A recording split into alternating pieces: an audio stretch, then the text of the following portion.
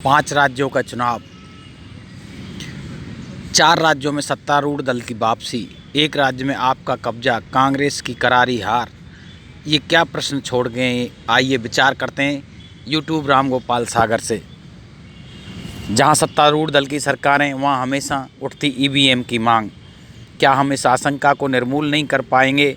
विकसित देश अमेरिका में जब बैलेट से चुनाव हो सकते हैं, तो क्या हमारे देश में लोकतांत्रिक मूल्यों को कायम करने के लिए हम बैलेट पेपर पर नहीं जा सकते? ये एक विचार का विषय, ताकि कोई कह न सके कि चुनाव निष्पक्ष नहीं हुए हैं। क्या बहुसंख्यक समस्याएं अब इस देश में निर्मूल साबित हो रही हैं? केवल पूंजीवाद की ओर बढ़ता ये देश उसी पर मोहर लगा रहा है। क्या आरक्षण, समाजवाद, बलात्कार, हाथरस की हरिजन कन्या बलात्कार, लखीमपुर खीरी कांड, सब 5 किलो अनाज के आगे बेबस नज़र आ गए और सत्तारूढ़ दल की वापसी हुई? क्या मुसलमानों के ऊपर भय दिखाना हिंदू समाज को में बीजेपी को भारी बहुमत दिला गया? हर जगह मुसलमानों का भय दिखाया जा रहा है। इस देश में बहुत सारे धर्म हैं, हिंदू, जैन, बौद्ध, सिख, ईसाई, और तो और इस देश के जो प्रधानमंत्री के दाएं बाएं हैं, अमित शाह जैनी धर्म से हैं, स्मृति ईरानी किसी और धर्म से है। फिर एक मुसलमान धर्म के लिए इतना भय क्यों पैदा किया जा रहा है? क्या पूरी दुनिया में हम मुसलमानों के खिलाफ घृणा का वातावरण पैदा कर क्या कोई विश्व लेवल की ट्रेजेडी, संकट में फंसना चाहते हैं, या उनको सुधार करना चाहते हैं? ये भी इस चुनाव का संदेश होगा। गाए बगाए हिंदू लोग इसी को ज़्यादा वेटेज देकर और वोट डालने का भय दिखाया जाता है। क्या इस्लाम में केवल एक बात जो वो सब कहते हैं कि हम ही पवित्र हैं, बाकी सब काफिर हैं, ये गलत लगती है? ये सभी मुसलमानों को भी सोचना पड़ेगा। लेकिन मुसलमानों ने, जो भारतीय मुसलमान हैं, उन्होंने समझदारी का काम लिया है। ओबीसी को जिस तरह से भगाया, ये इन चुनावों की उपलब्धि रही।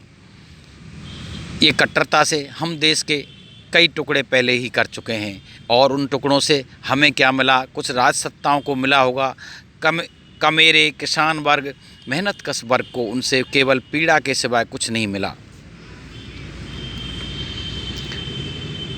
हाँ, राजसत्ता ने ज़रूर शोषण को मजबूत किया है। क्या दलितों की एकमात्र हितैषी बनी बैठी मायावती का चुप रहना इस वंचित समाज के साथ घोर अन्याय है? क्या वो हर चीज़ का उनका सौदा कर लेती है? ये क्या इन चुनावों का संदेश है? उसको बिल्कुल ही सीटें मिलना, एकमात्र सीट मिलना, ये इन चुनावों का क्या छोड़ता है? क्या सावरकर का मूल मंत्र 2% लोगों के पास धन और बाकी हों गरीब, ये इस देश में मोहर लग चुकी है? क्या भिखमंगों की सरकारें आकर 5 किलो अनाज, घी दे देकर ये हमारे देश का वोट खरीद रही हैं? ये सब इस चुनावों से सभी को तय करना है। अखिलेश यादव युवा और विकास पुरुष हैं, उनके ऊपर एक ही लांछन बीजेपी द्वारा बार बार लगाया जाता है कि वो मुसलमानों के सबसे बड़े हितैषी हैं। लेकिन मेरा ये मानना है कि राजा सबका होता है, मुसलमान भी उसी के अपने हैं, वो भी इंसान हैं। काश अब के उनको ये मुख्यमंत्री का ताज मिलता तो इस कलंक को भी वो मिटाने में कामयाब होते, ऐसे मैं मानता हूँ। हालांकि उन्होंने बहुत बेहतरीन किया है, पूरब से उन्हें पूरा सहयोग मिला है, लेकिन पश्चिम में जो चुनावी रणनीति बीजेपी ने बिछाई है, उसमें उनके परम साथी हितैषी जयंत को पश्चिम ने तोड़ के रख दिया। पूरे पश्चिम से 136 सीटों से 84 सीटों बीजेपी को जीतना एक बहुत बड़े आश्चर्य से कम नहीं है। इसमें किसी ईवीएम की भूमिका से भी नकारा नहीं जा सकता। या यहाँ के लोग जिनको दिल्ली ले जाकर जाटलैंड के नाम से बहुत कुछ मनाया गया, किसी को सरोपा भेंट किए गए, किसी का कुछ किया गया, जाटलैंड हल्ला मचा के और जाटों के साथ कुछ जाटों को संगी बना के ये इस तरह का बहुमत प्राप्त किया गया। ये काबिले आश्चर्यजनक है। इस चुनावों में एक भी भारतीय जनता पार्टी के कैंडिडेटों का गांवों में भी भारी विरोध, घुसना भी वर्जित और 40-40, 50-50 हज़ार से मथुरा और अलीगढ़ में सब जगह सुपड़ा साफ हो जाना इस बात का द्योतक है कि कुछ न कुछ कोई गड़बड़ी हुई, या फिर जाट समाज और जो किसान समाज की रीढ़ की हड्डी है वो संघ के नापाक मंसूबों में फंस गया और उनने अपनी किसान की विचारधारा, चौधरी चरण सिंह की विचारधारा को मजबूत नहीं किया। उन लोगों ने किस तरह से इनके बहकावे में आ गए, ये पूंजीवादी विचारधारा के पोषक कब से हो गए, ये सोच का विषय है। इस पूरे चुनाव में कांग्रेसी विचारधारा का हश्र हुआ और ये संघी विचारधारा पूरी तरह से पल्लवित हुई। चौधरी चरण सिंह जी की सबको मिलजुल कर चलने वाली किसान, कामगार, मजदूर, मेहनत कश की को उन्नत करने की, ग्रामीण भारत को शहरी भारत के बराबर लाकर खड़ा करने की विचारधारा भी पश्चिम से इतना ताकत नहीं दिखा पाई।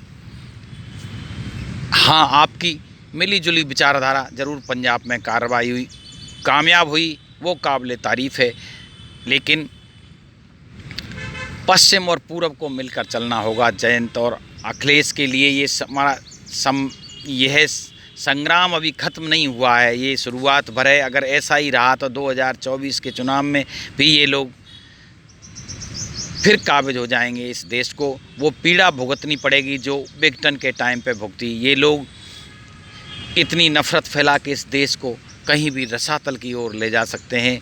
ये सब सारी जनता को सोचना पड़ेगा। जनता कब जगेगी, ये चुनाव के बाद समय पता लगता है, लेकिन नेता को हमेशा से उन्हें जागृत करने के लिए, मेहनत करने के लिए उन लोगों को मनाना पड़ेगा जो गांवों में जो इनकी तरफ वोट डाल गए हैं।